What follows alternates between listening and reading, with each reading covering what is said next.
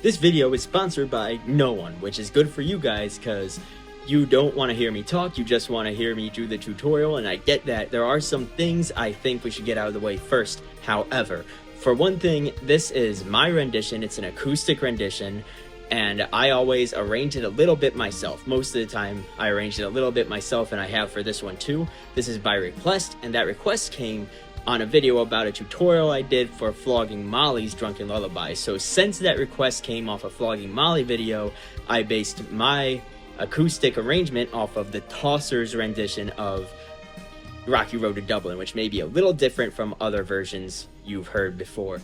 But everything else I think I'll get to in the video, so buckle up and hope you enjoy.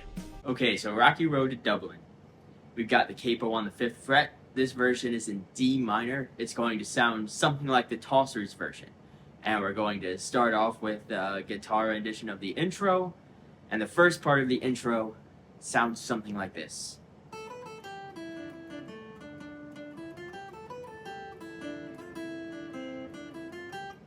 And that plays twice.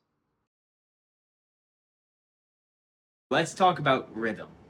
I will divide this video into chapters, and if what I'm about to say gets too technical and complicated, or the way I say it gets too technical and complicated, feel free to skip over the rhythm chapter.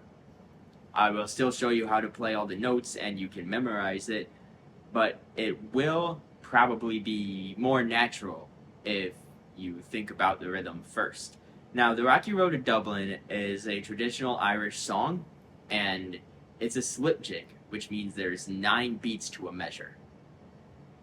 And I don't know if the Tossers wrote this intro. I haven't heard it in any other rendition, but they were faithful to the slip jig rhythm, that 9 beats per measure. And this presents a couple of challenges for us as 21st century Western musicians, mainly because we don't hear a lot of music in 9.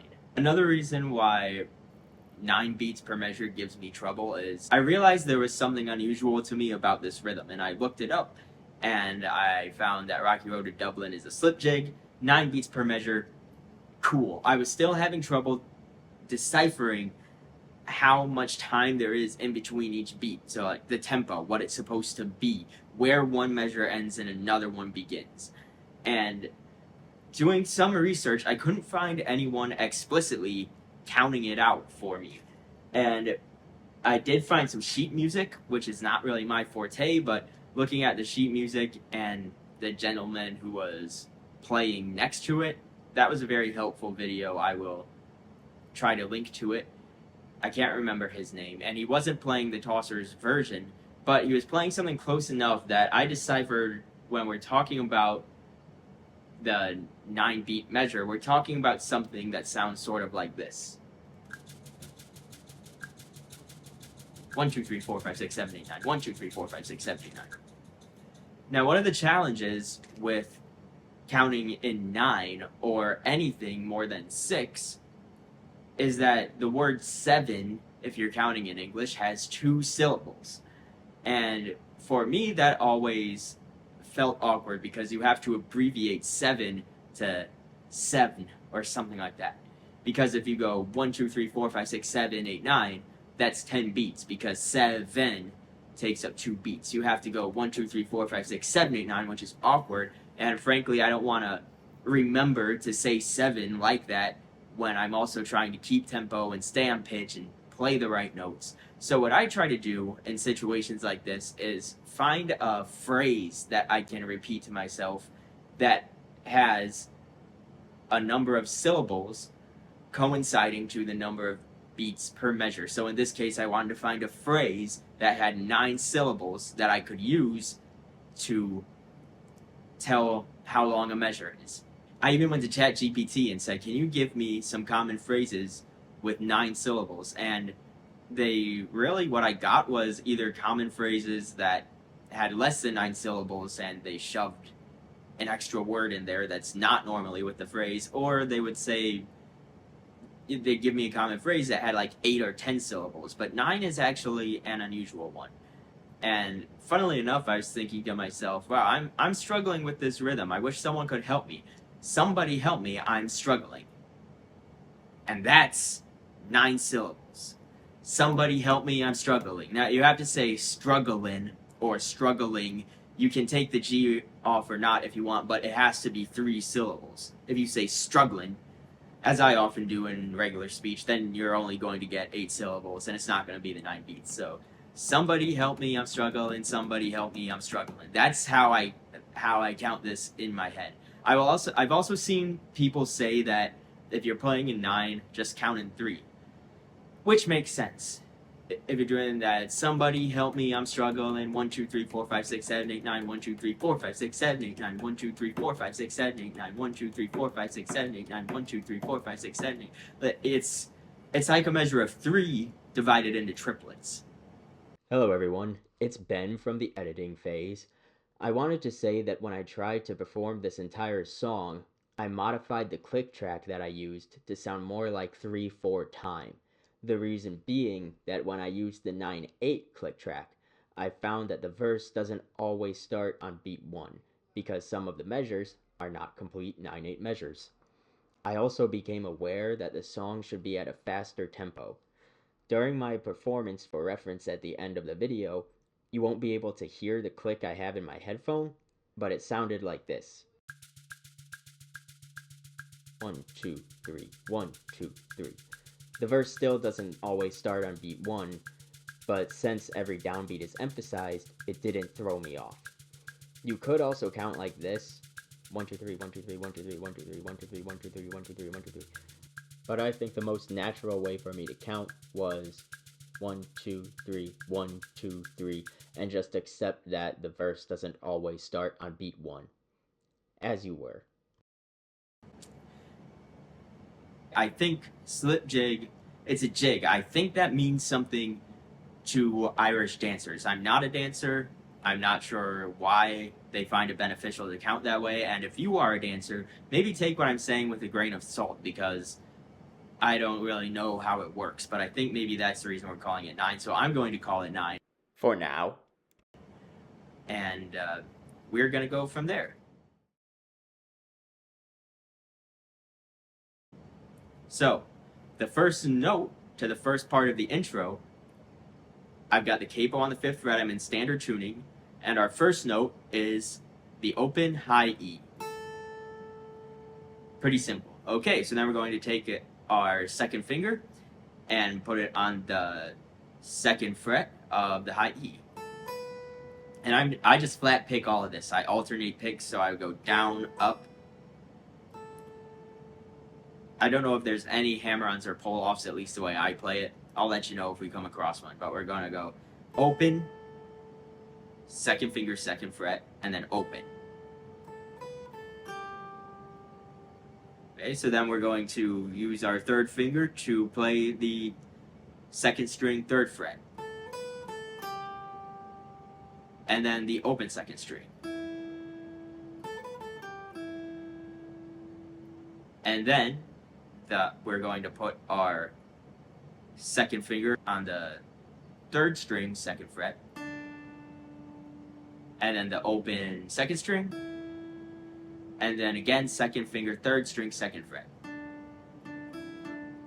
And then the next note would start the next measure.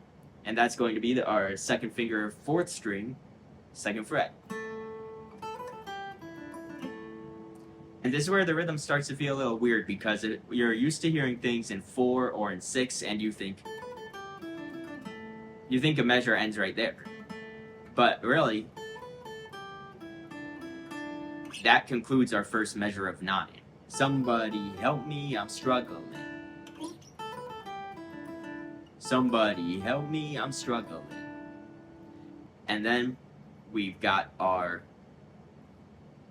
2nd finger, 3rd string, 2nd fret. And we're going to pick that twice, so down, up. And then we're going to pick it again, actually. And then, so we're going to pick it down for a 3rd time. And then the open 2nd string. Then our 1st finger, 2nd string, 1st fret. And then our 3rd finger, 2nd string, 3rd fret. So far.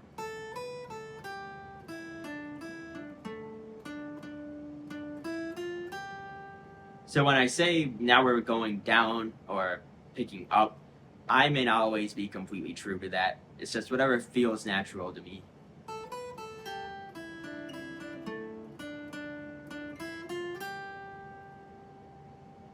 So then it's going to feel like we start over, but we don't repeat the whole thing just yet, but it does repeat part of itself. So we go back to that open first string,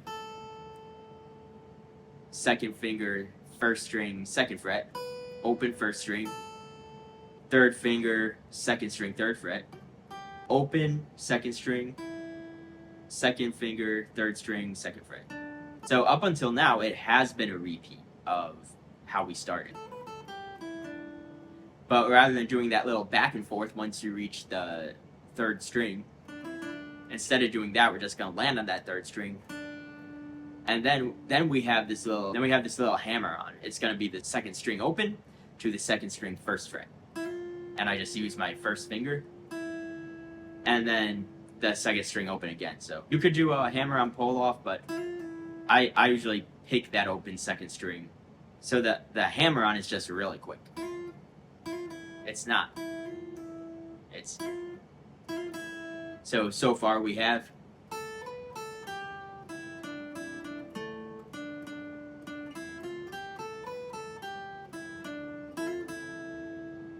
and then we do the second finger, third string, second fret, and then open third string.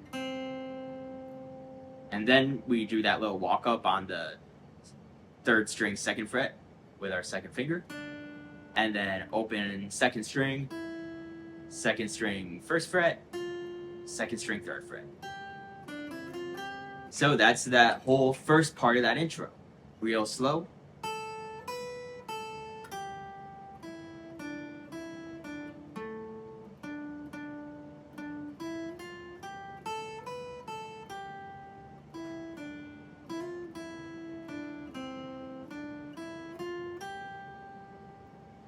Then that part plays again. Alright, so then we go on to the next part, and as I may have said already, this is sort of my rendition of what I think is the Tossers version of an old Irish song. So that part of the intro that we just did isn't necessarily played on guitar. There's definitely other instruments doing it, and that's how I would play it on the guitar. And the next part of the melody sounds like this.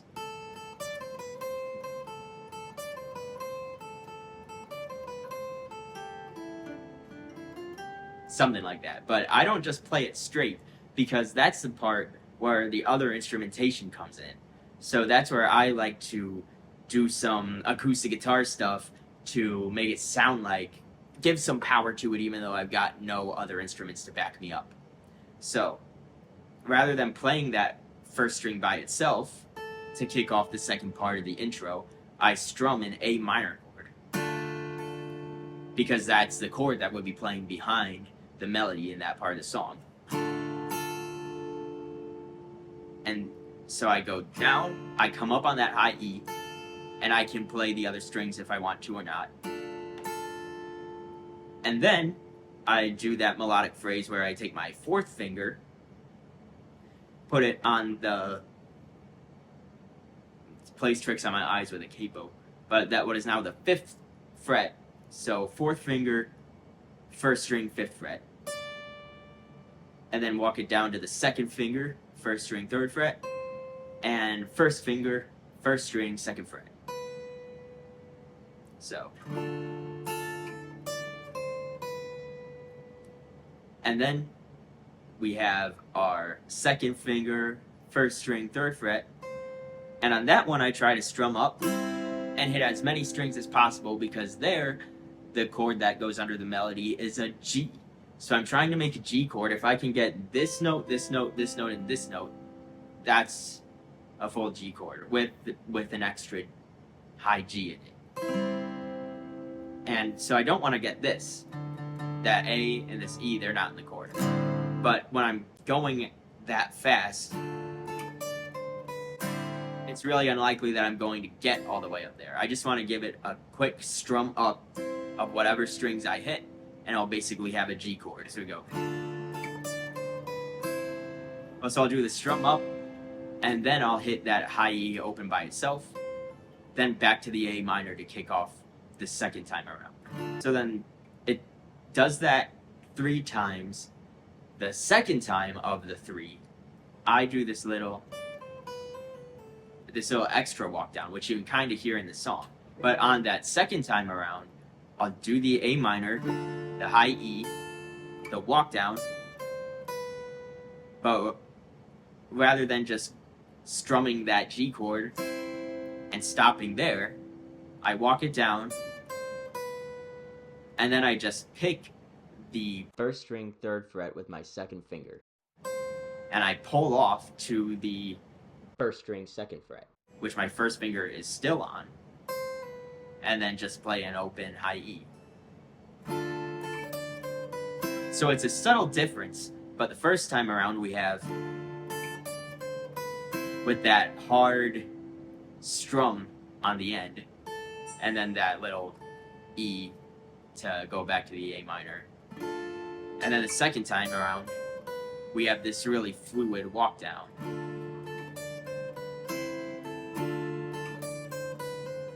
But all we're really doing is adding this note in between the G and the open 1st string. And I can do sort of a strum up on the, it's okay if I do that or not. And then we just do the first time around again. And then we have this little melodic phrase. So we're going to do after the G, we're going to do the open high E like before, and then go straight to the 3rd fret of the 2nd string, which I would normally play with my 2nd finger at this point. And then the open 2nd string, and then the open 3rd string, which that part is really counterintuitive to me. I want to keep going from the open 2nd string to this 3rd string on 2nd fret, but we're just going to go 2nd finger, 2nd string, 3rd fret to the open 2nd string to the open 3rd string. And then we have that walk up, that 2nd fret, 3rd string, open 2nd string, 2nd string, 1st fret, 2nd string, 3rd fret. And then that second part of the intro starts over.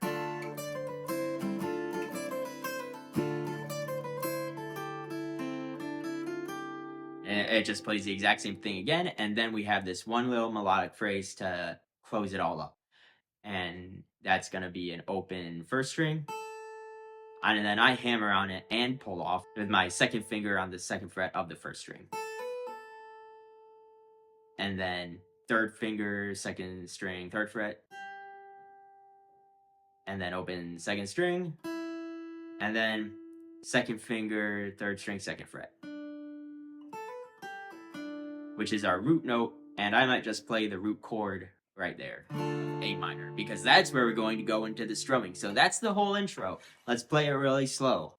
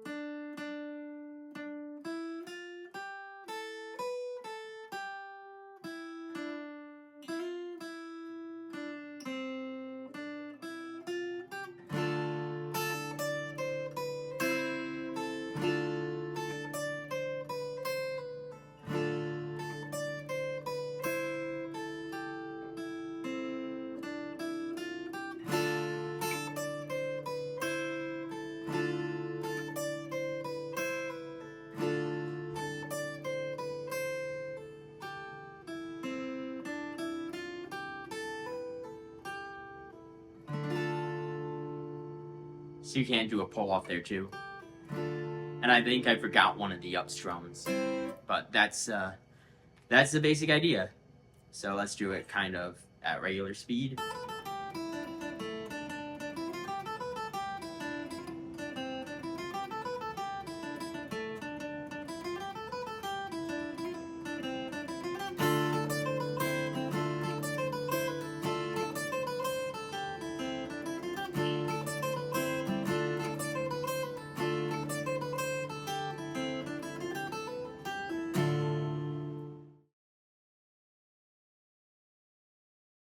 And then you get into the part that's really just strumming and singing, and it's really only 2 chords. This Tosser's version is in the key of D minor, but since we have our capo on the 5th fret, we're going to be playing A minor. A minor shapes, that's going to give us D minor.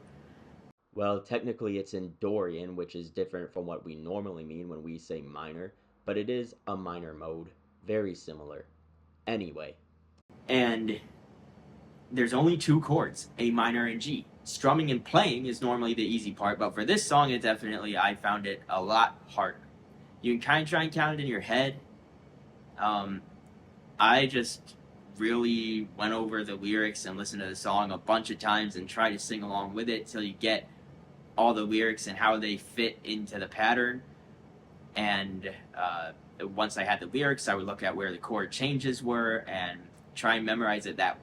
The strum pattern. I'm not too faithful to any particular strum pattern on this. It's basically pretty much just down up, down up, down up for a lot of it.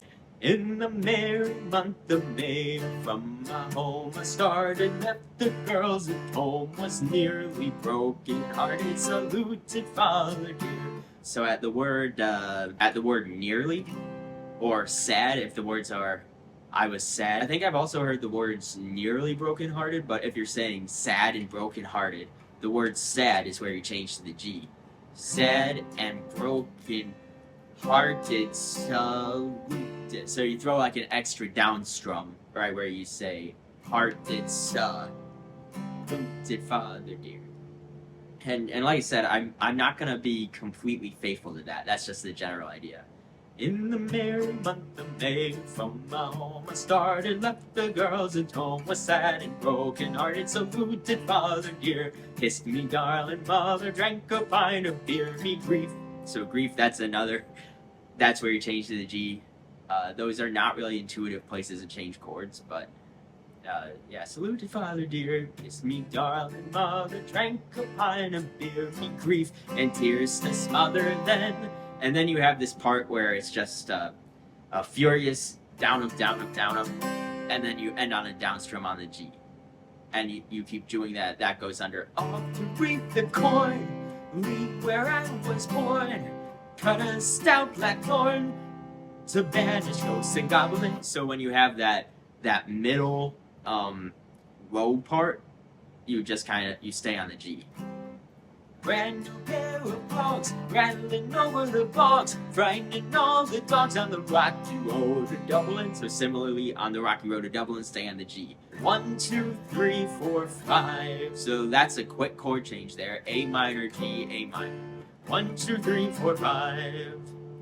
And then you go back to that up, down. Hunt the hare and turn her down the rocky road, all the way to Dublin. So you switch to G, all the way to Dublin.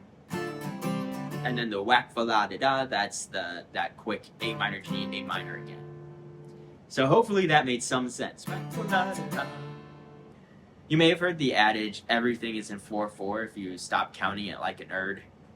I think this song pretty much proves that wrong. It's the way the melody is structured, it doesn't really sound 4/4, which sounds chaotic to us after listening to the type of music we listen to. But it's a really interesting song. It's really fast-paced, really fun, and I'll try and do a performance here for you guys to reference. Other than that, thank you for watching this tutorial. I hope you subscribe. One more thing about the strumming, when you do the downstrokes, especially on the parts you're not emphasizing, like the verses, you can use your palm to mute it. And then you can emphasize it by not using your palm. You'll see. This may not be perfect. Here we go.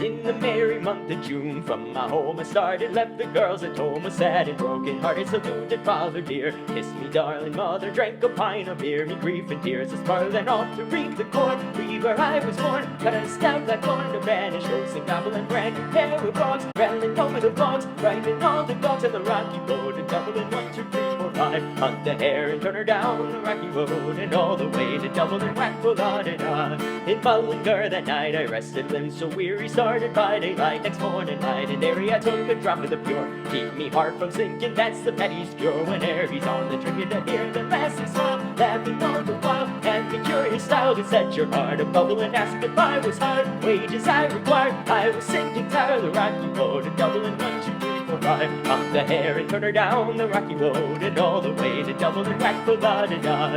In Dublin next arrived, I thought it such a pity to be so soon deprived of view of that fine city, then I took a stroll, all among the quality bundle it was stolen, in a neat locality something crossed me mind, when I looked behind, no bundle could I find, upon my sickle wobble inquiring after the road, said my cart road, was it much in vogue on the rocky road to Dublin 1, 2, 3, 4, 5, hunt the hare and turn her down the rocky road, and all the way to Dublin, whack the la-da-da.